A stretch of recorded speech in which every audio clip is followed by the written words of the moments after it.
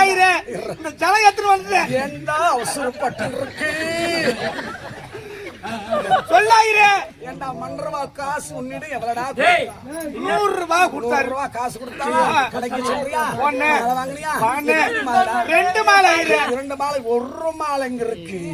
இன்னொரு மாலை எங்கடா அந்த மாலை தான் இந்த மாலை ஆயிரு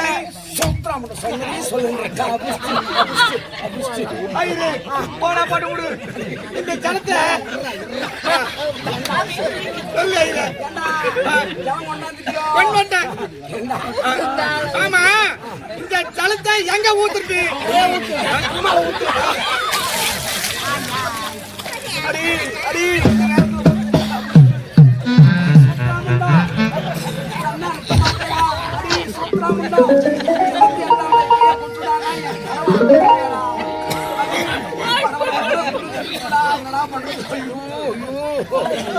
சொல்ல வேண்டுமோ